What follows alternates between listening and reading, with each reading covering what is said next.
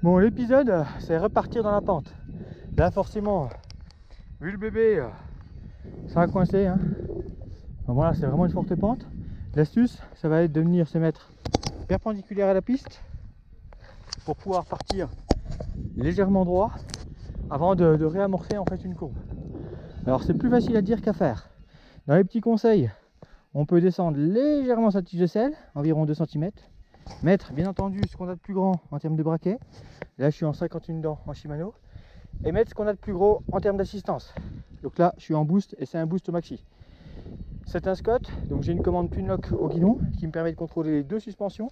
Et là je passe en mode traction pour raffermir celle-ci, rehausser légèrement la boîte de pédalier et on va dire avoir toutes les chances de mon côté. Mais des fois, même avec ça, ça ne marche pas. Et surtout, il faut y croire. Et ça, des fois, c'est le plus dur. Trouver la bonne ligne. Allez, c'est parti, mon kiki. Et après, le problème, c'est de se remettre dans la pente, de trouver l'adhérence. Il faut charger l'avant. Donc, charger l'avant, c'est mettre du poids sur le guidon pour justement, je profite du passage d'eau pour légèrement modifier la caméra. Et on entend derrière ça patine. Ah, faut dire que c'est vraiment raide. Hein. L'exercice pratique, vous pouvez pas trouver pire.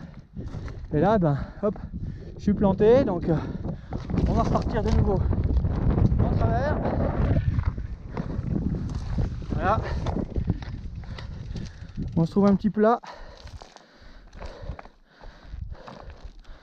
On peut légèrement aménager, on va dire. Et on va essayer de repasser. Alors l'idéal, hein, c'est de pas caler dans des endroits pareils et de passer tout debout. Mais ça se passe dans la théorie. Là, non seulement on a la pente, mais en plus de ça, on a tous ces cailloux qui roulent. Donc l'option, ça va peut-être être de prendre l'option plus champêtre.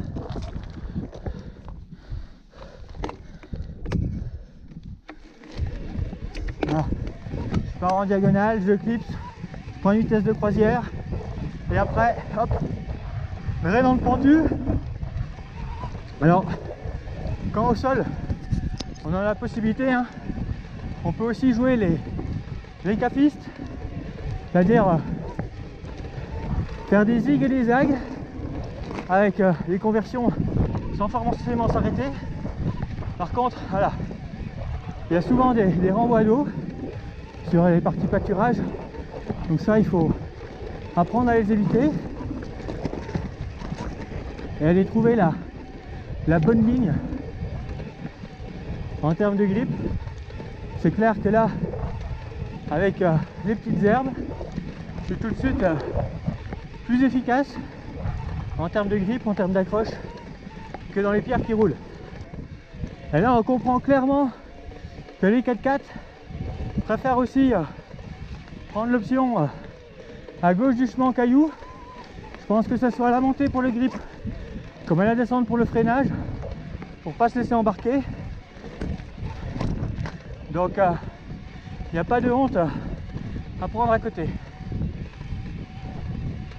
Voilà, là on a passé le plus gros de la pente.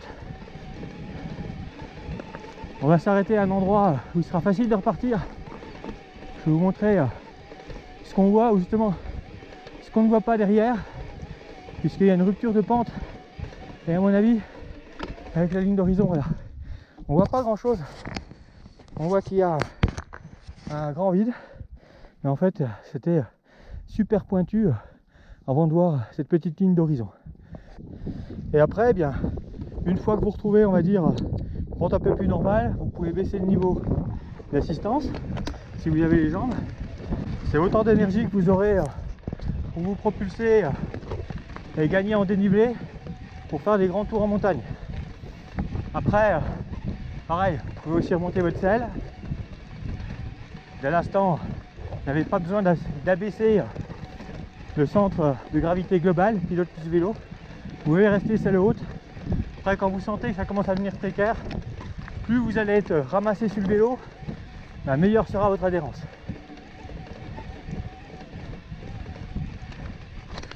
En cas de virage, prenez toujours l'extérieur. Un virage plus large est toujours plus facile à négocier qu'un virage intérieur. Et là on voit clairement que on est beaucoup mieux ici. Souvent aussi, ça permet de réduire la pente. Donc ça, c'est pas du luxe quand on aiderait dans le pentu comme ici.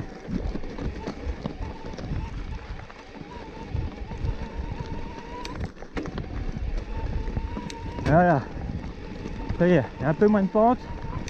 48, 45, 42 dents. La vitesse en termes de progression augmente aussi, hein. C'est pas désagréable à cette altitude. On est en face de la pointe des Mattes. Tu peux la voir là-bas, juste à droite du Grange. Un sommet qu'on a eu l'occasion de faire en freeriding et où on a eu pas mal recours à cette technique de progression compte tenu de la pente en partie sommitale ou encore de la pente pour monter sur le crack. Voilà. Et là, dernière ligne avant le col, on voit clairement que la sortie est bien raide, sinon le reste ça va. Voilà, on est dans le vif du sujet. On va prendre l'option petite herbe.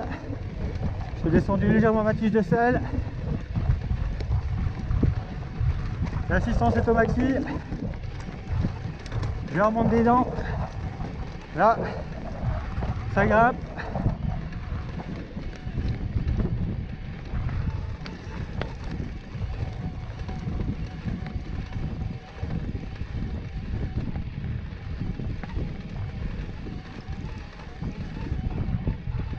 Voilà.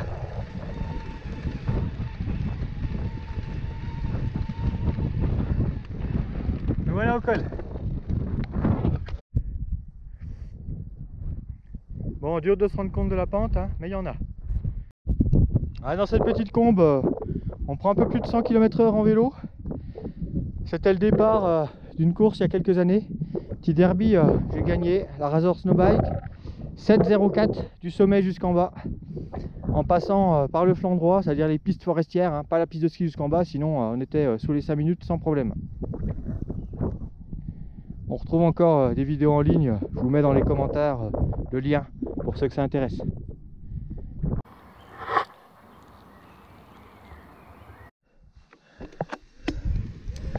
Donc voilà, pour atteindre des sommets, c'est certainement une des meilleures des astuces.